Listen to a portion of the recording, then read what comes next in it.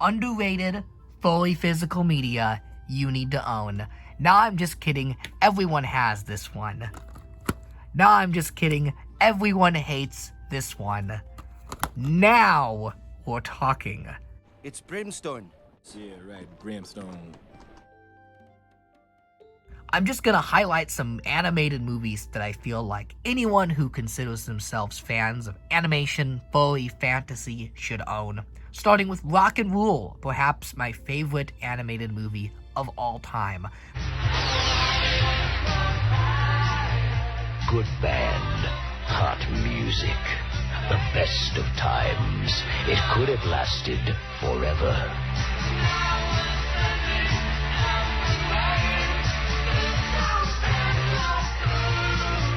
I love this film.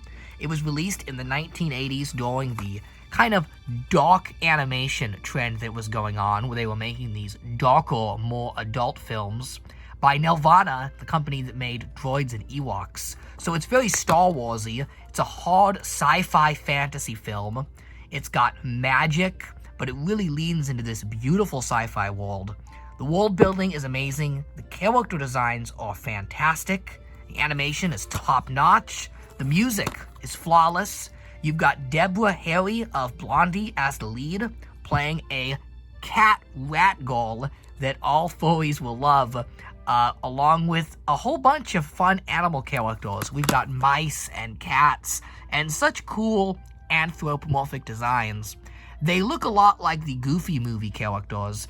I actually think the people who made the Goofy movie have seen this film, because not only does it look like the Goofy movie, despite predating it by 15 years, but there's even a disco dance number in this film that looks exactly like the fantastic disco scene from the second Goofy movie. Let the party wanna dance? I'm so glad to see you, and I'm hoping that you feel the same. Come on and dance. Just to dance with you is my only intention. I don't even have to know your name. Come on and dance.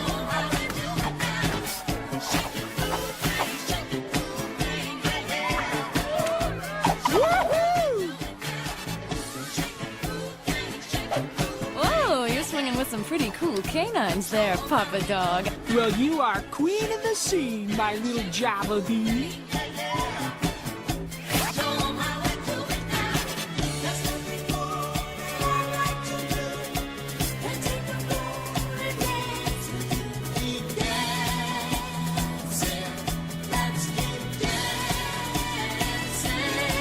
So this film is awesome, and what I think sets Rock and Rule apart from the other adult animated films from this time, like Fire and Ice, or Fritz the Cat, or Heavy Metal, which it kind of went up against at the box office, is Rock and Rule is not so much experimental and psychedelic. It doesn't fall into that trap a lot of adult animated films do, where they waste your time with, let's be honest, gorgeous animation but little plot.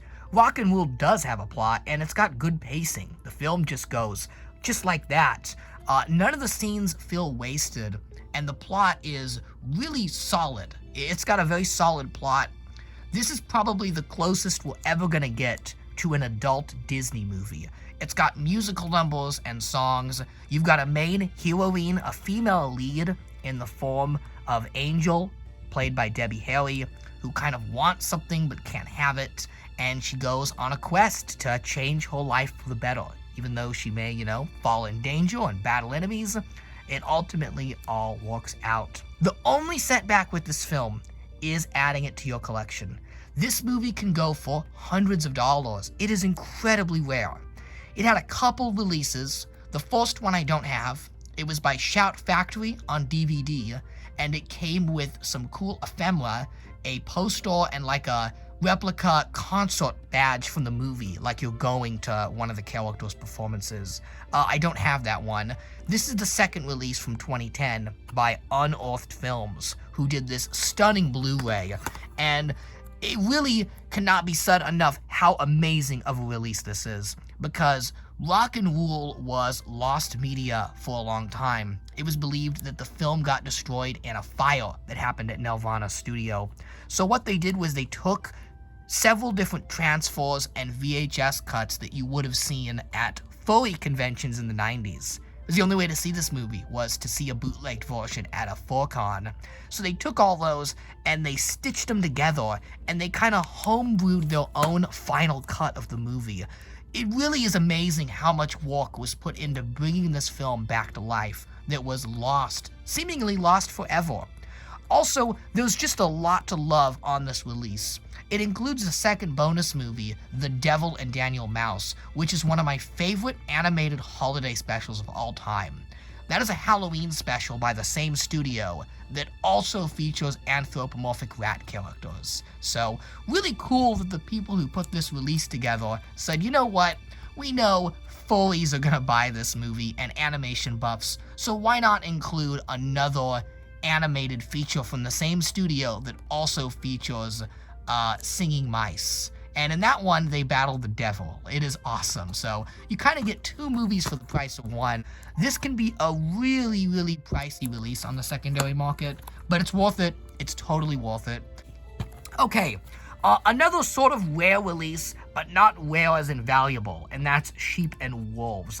This was a Russian animated movie, animated by Furries. Yeah, it's a super furry movie. You can just tell by the designs, they look like Star Fox characters. Like, this just looks like Crystal from Star Fox. This one is leaning more on the animation than the plot. Yeah, it's no rock and roll. It doesn't have a killer soundtrack or even a good plot and story, to be honest. But for an independent release made by furry artists, like, it's fantastic to look at. This is what high-budget furry art looks like. You can tell these people had some money, and they had some passion. A decent-looking movie. It's also got a very strange dub. It was released in some European countries around Russia, so the dub is going to be all, I believe, British actors and actresses. You got Tom Felton, Draco Malfoy as the lead. So, because this is a weird release, it can be kind of tough to find, but it's not worth a lot of money, so some things are rare but not valuable, and this is one of those. Again, not an amazing movie, but I do think if you collect Furry, you do need to have it in your collection. Worth owning just because it is such an oddity. Okay, now for an actually really, really good movie. Mune, Guardian of the Moon. This was I think a French release. And man, I love this movie. I don't know why more people don't know about this. This is another one where I honestly think it's one of the greatest animated movies of all time. I'm not kidding. This is about this kind of cat-wolf guy who controls the moon and his rivalry with this guy that controls the sun. So you know I love the Heat Miser, Snow Miser. I've always been a big Rankin Bass fan. And this movie feels like the lost Rankin Bass specials. It kind of anthropomorphizes different times of day. And we learn about these celestial creatures that control the day. And it's just so great. The voice acting and characters are top-notch. The animation is unbelievable. I think this is also an independent release. But man, does it look good. They definitely use stylization to make up for their low budget. And slight spoilers, but the finale of this movie does a thing. A thing happens where it becomes hand-drawn. And the last meaningful moments of this movie, the big finale, is hand-drawn, and it looks amazing. Such a beautiful film, too. It's a great romance story. The guy that controls the moon is in love with the Candle Girl, because the Candle Girl can't go out during the day because she made a wax, and, you know, she'll freeze up if she walks out. So, beautiful romance, action. This movie's got everything. It's just such a pleasing movie to look at, too. Very colorful and fun. It's a kid's movie, but adults will also really, really enjoy it. It's not cynical. It's a very honest film. And it's got that sense of, like, earnestness that I love the Rankin Bass specials for. It feels like mythology. There's a very mythical feel to this movie, as if it's an ancient tale you've never heard of. But yeah, Mune is just great. This is also a cheap release. You can find this movie pretty common. It does come in this cool red case, which I almost wish it didn't have the slipcover, just because I like when DVDs stand out, and putting it in a red case, I don't know, just makes it pop. Oh yeah, and it's got Christian Slater in it. So, how about that? Cats Don't Dance. If there was ever a movie I could describe as perfect, it is not Quest for Camelot. Completely ignore this and just look at Cats Don't Dance. This is one of the most visually pleasing movies ever made. Cats Don't Dance has some of the best animation ever, best character designs ever, and really, really good music. And if there was a movie I could say is fully realized, Cats Don't Dance is a vision fully realized. It just nails that old Hollywood LA aesthetic that it goes for. Growing up in LA, LA has kind of gone to shambles now. Hollywood, in particular, is really, really sad. So to see a movie of, LA in its golden years is just great. It's such a love letter to old LA. They include every monument, every old actor. The cameos in this movie, they really dig deep with old Hollywood celebrities. And despite all that, kind of fan service, the cameos, the things you recognize, it builds its own beautiful world. I think Cats Don't Dance does a better job of having animals used as a racial allegory than Zootopia. Yeah, there I said it. It's better than Zootopia, because you have this character Danny who's kind of wide-eyed and bushy-tailed, moving to Los Angeles and realizing that LA does not treat animal actors the same as human actors. Cats Don't Dance is just perfection. It absolutely is. It's one of the all-time furry movies. If you are furry, you probably already know about this film, but I know the general public still does not appreciate this movie in the light that some other animated movies are. I think it's better than a lot of the Don Bluth films. I think it's really, really high up there. Like, Cats Don't Dance deserves a Criterion release. I've said that before, and now I'm completely honest in that. This film is art. Tell me otherwise. This film is high art. It uses every moment perfectly. Like, this film, I think it has a runtime of 65 minutes. It's one of the shortest animated movies ever. And it uses every moment effortlessly. It shouldn't be a minute longer or a minute shorter. Cats Don't Dance just completely lives up to what it wants to accomplish. Fully realized. It's a shame that if you want to collect it, there's not much to collect. It didn't have much merchandise. A couple of kids' meal toys is just about it. And if you want to own the movie, you can't even buy it, like, in its own release. It had one DVD release right when it came out, and because it's an early DVD release, it's really crummy. It's like a bad transfer. If you want the better transfer, you have to get it in a multi-pack. It's often put with Quest for Camelot. Sometimes I've seen it with Iron Giant or Rover Dangerfield. Oh my god. God help us all. But, yeah, it sucks. Cats Don't Dance has never had a proper release. Okay, Father of the Pride. Oh my goodness, this series, what happened to this series is unbelievable. This is the Siegfried and Roy Lion show from DreamWorks, and the whole show got canceled because of the accident that happened with Siegfried and Roy. I think it was Roy. He got mauled by one of his lions right when production ended. Like, that is a 1 in a million thing to happen. So once that accident happened, the show got canceled, and it was only released because fans of DreamWorks petitioned for this show to see proper release, and Siegfried and Roy themselves wanted the show to see the finish line. Despite what happened, they believed in it. So the show did air like 3 years after it got canceled. I think it aired like twice and went off the air. And then it got this much publicized DVD release that was supposed to give the show a bit of a second life, but it just didn't happen. I remember seeing this at Target back in the day. Like, this was advertised as a main DreamWorks DVD release, but it just didn't do too well. I think the show kind of was put in an awkward spot where, with the accident happening, people just kind of looked at it and went, eh. Plus, the marketing of this is really weird. Like, I want you to look at this cover, and let me ask you, is this something that you would watch with your family? Probably yes. I mean, it's bright and colorful.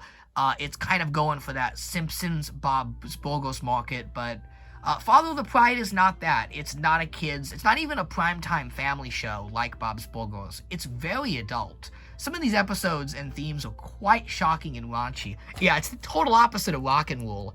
It's funny to me that, like, Rock and Roll was, at the time, seen as confused, yet this was put on TV, and it's got some very, very crass and crude humor.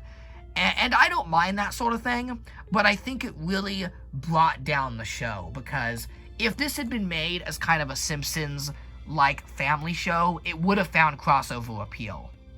You know, that type of King of the Hill market where parents watch it because they get the jokes, and kids watch it because they like the cartoon animation, and they get some of the jokes with the kid humor. This show misses the mark on that completely.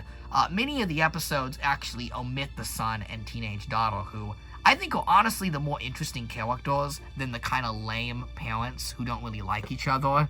But it's not bad. As a DreamWorks fan, it's interesting. I mean, Donkey shows up. There's a Shrek crossover episode. That's pretty weird, too, because you've got, like, the Shrek characters in this cartoon with characters cussing and making sex jokes. It's just so weird. Also, I unabashedly love Las Vegas, so I automatically love any animation that features Vegas in it. Unfortunately, Father of the Pride does not even use its Vegas setting, despite prominently featuring it. Most episodes just take place at the lion's house or out in the desert. I swear, they never go to Vegas. Like, they don't go to any of the casinos or do anything. Again, it only had one season, and maybe had the show given a real release and not, gotten canceled and then released, it might have done a bit more with the idea. But you want to talk about fully realized and then unrealized potential. This show is unrealized potential. It only gets really good in, like, the last 2 episodes where David Spade shows up and kind of saves it. He plays a fun character. So why is this even in this video? Well, I think you should own it. I think it's a necessity for any furry collection. You should at least watch it. Cheryl Hines is the lion mom. She's hot, I'll be honest. I love her voice. There's even an episode where one of the characters, like, has her as a therapist, and he just, like, is completely enamored with her, because she's so soothing. Like, Cheryl Hines has the most beautiful voice, I swear to God, as the lion mom. And this probably won't be released again. This is a one-and-done release. I bet you this show never ends up on Blu-ray or streaming service. So I have a feeling this release will become really rare down the line. Especially with Siegfried and Roy now both gone. Long live Siegfried and Roy. And the Lion exhibition in Vegas was torn out too. So this show doesn't even have relevance anymore. Like, no one would even know what this show is, because the 2 guys in it are dead, and all the lions were taken out of Vegas. So it's ancient history, just like that.